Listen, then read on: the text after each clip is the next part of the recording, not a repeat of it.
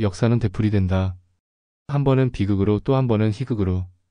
칼 마르크스가 프랑스 혁명에 대하여 다룬 저작인 루이 보나파르트의 브리메르 18일에서 사용한 이 말은 무척 재미있으면서도 성찰이 돋보인다고 생각되는데, 개인적으로는 단순히 반복되는 것뿐만이 아니라 확대 재생산되어서 되풀이된다는 말이 추가되어야 한다는 의견입니다.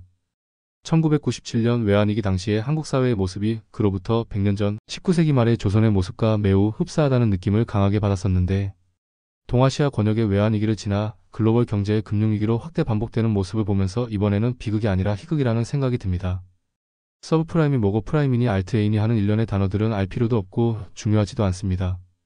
세계 경제가 실타래처럼 엮여서 미국이 기침만 해도 일본은 감기에 걸리고 한국은 폐렴으로 발전한다는 비유도 이젠 고전이 되어버린 듯합니다.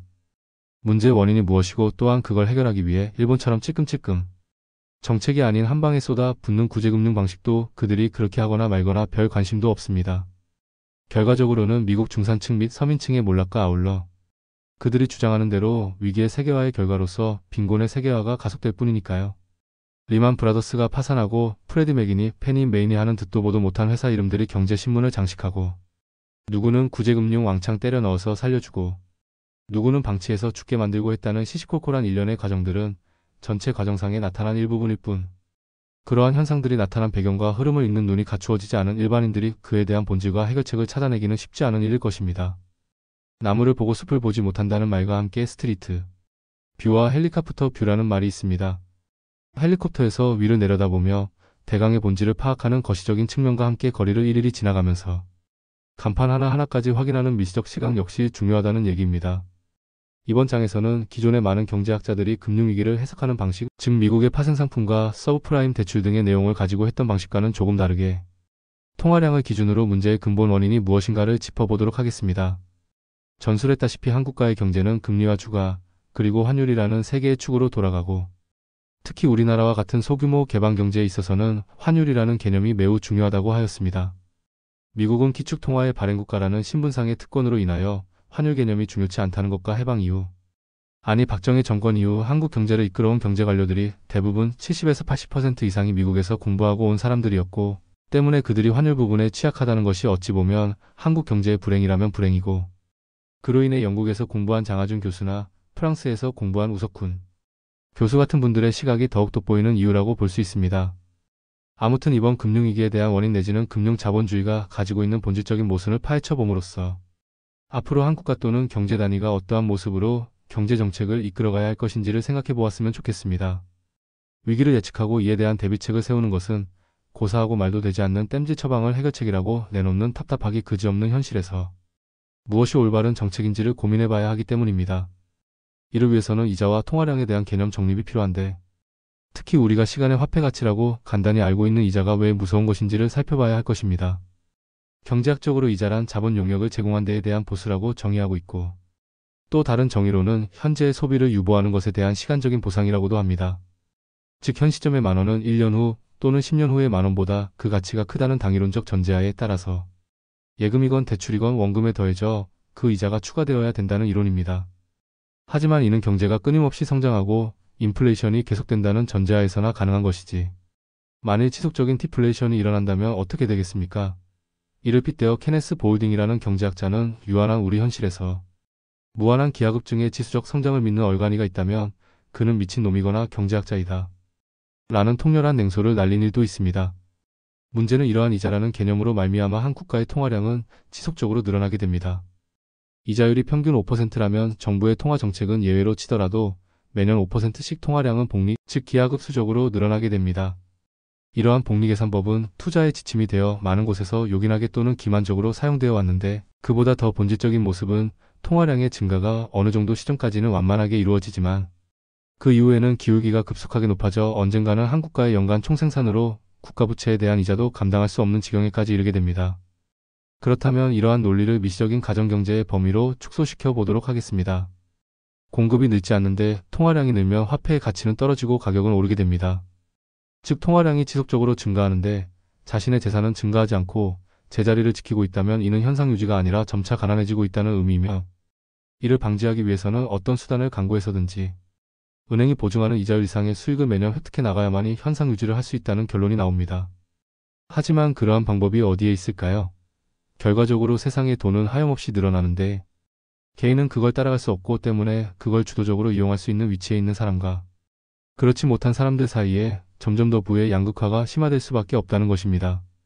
외환위기의 본질이라기보다는 주된 원인 중의 하나로 주장할 수 있는 것이 제조업 분야에서 아시아 국가들에게 주도권을 내준 미국이 자신들의 발달 내지는 잘 조작된 금융기법을 이용하여 금융후진국을 대상으로 돈놀이를 했다는 주장이 전혀 설득력이 없지 않은 것처럼 이번에 금융위기 역시 갈 길을 못 찾고 방황하던 부동자금들이 가지 말아야 할 곳으로 갔다는 것. 돈이라는 것은 오로지 수익률만을 따라 움직이는 특성으로 말미암아 위험을 감수하면서까지 고수익을 찾아 헤매다가 결국 묻지도 않고 따지지도 않는 대출까지 자행해가면서 돌아온 자업자득이었고 이에 대한 원초적인 이유로는 무분별한 통화팽창이 전제가 되었음을 지적하지 않을 수 없습니다.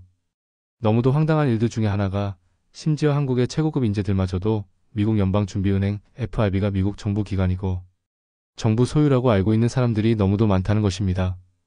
간단히 말하면 FRB는 사설 금융자본가들의 연합체입니다.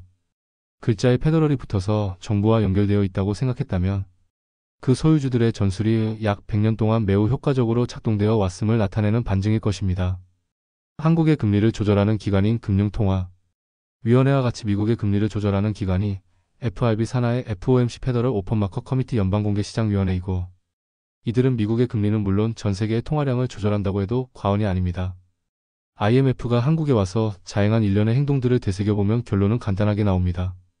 구조조정과 고금리, 정부 지출 축소. 이것들을 하나하나 되짚어보면 실업자를 증가시키고 복지정책도 축소시켜 그 나라 국민들을 최대한 가난하게 만들고 금리를 엄청나게 폭등시켜 주가 폭락을 유도하여 싼 가격의 알짜 기업의 주식을 인수하였고 고금리로 기업 부도와 함께 개인 소유 부동산 가격도 폭락시켜 반토막 난 가격의 요지에 부동산을 매입하는 등 매우 간단하면서도 지능적인 수법을 동원하여 부를 재분배한 것입니다. 물론 평등한 방향이 아닌 양극화의 방향으로 재분배된 것이지요. 악의 삼총사라고 불리는 IMF, 세계은행, WTO 중에서 실질적 권력을 행사하고 있는 IMF를 보는 시각도 상당히 재미있습니다. 잠깐 다른 얘기를 하자면 한국의 수구, 반동 집단들이 일관적으로 견지하는 기조 중에 하나가 미국에 대한 끊임없는 감사 내지는 예의입니다.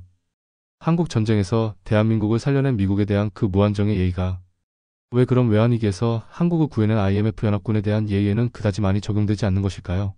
한국 전쟁의 위기에서 유엔군이 대한민국을 살려냈듯이 동아시아 외환위기로 인해 국가의 운명이 팽척간두에 걸렸을 때 IMF가 이를 구제했는데 말입니다. 유교의 본향인 중국에서도 사라진 예의가 왜 그렇게도 한국에서만 끈질기게 살아서 연명하는 것인지 그게 엄밀히 말하면 미국에 대한 예의가 아니라 돈에 대한 예의, 기득권에 대한 예의로 밖에 보이지 않는 것은 제가 좌파 빨갱이여서일까요? 그들에게 그런 예의의 10분의 1만이라도 인간에 대한 예의를 지켜보라고 기대하는 것도 이루어질 수 없는 꿈이겠지만 말입니다. 다시 IMF라는 기관에 대해 얘기해보겠습니다. 미국 워싱턴 DC의 IBRD에서 이름을 바꾼 세계은행과 함께 미국 재무부 옆에 자리 잡고 있는 2초 대규모 국가적 대부업체는 전형적인 자본주의 의사결정 원칙에 의거하여 1국 1표가 제도가 아닌 한 달러 1표 제도를 채택하고 있습니다. 주요 안건은 85%의 찬성을 필요로 하는데 여기서 웃긴 것은 미국이 투표권이 17%를 가지고 있으며 따라서 미국이 반대하는 일은 통과될 수 없는, 즉 실질적인 의미에서 미국만이 거부권을 가지고 있다고 할 수 있습니다.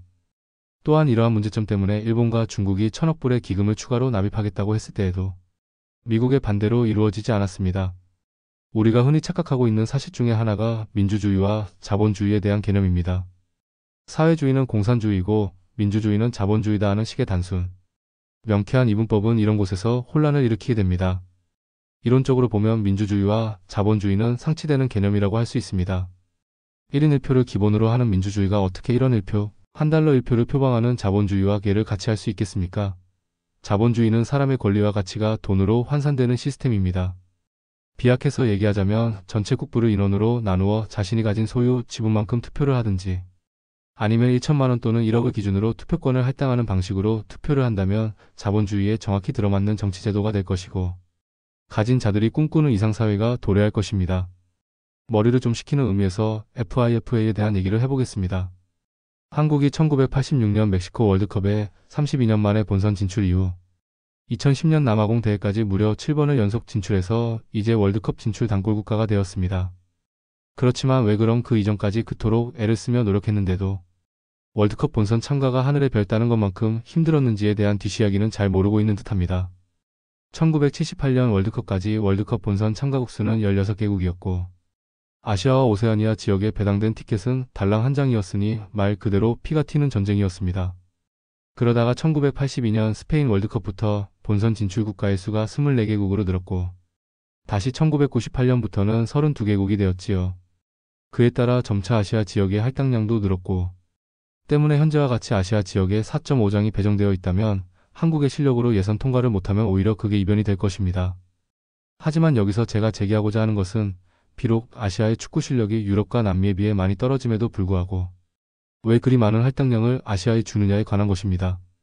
그 이유는 우선 FIFA는 IMF와 달리 1국 1표로 민주적인 의사결정 과정을 가지고 있다는 것과 회원국 중에 아시아 국가들이 차지하는 비중이 크고 또한 중국과 인도 등 막대한 시청자를 지닌 엄청난 잠재 시장 규모를 가지고 있기 때문이라는 점인데 만일 이러한 조직도 국민소득이나 FIFA 랭킹 또는 FIFA 납입금과 같은 기준을 가지고 투표권을 결정한다면 현재와 같은 지구촌의 축제가 되지는 못했을 거라는 예상이고 이것이 어쩌면 민주주의와 자본주의를 구분짓는 좋은 예가 되지 않는가 하는 생각이 들었습니다.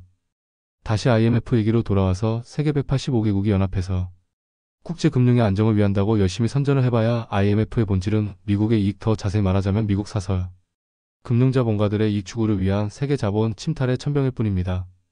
다음 장에서는 은행을 비롯한 금융기관이라는 곳이 무엇을 하는 기관인지 그리고 실질적인 경제성장이 없는 금융자본의 뻥튀기와 그것이 가져오는 폐해에 관하여 살펴보겠습니다.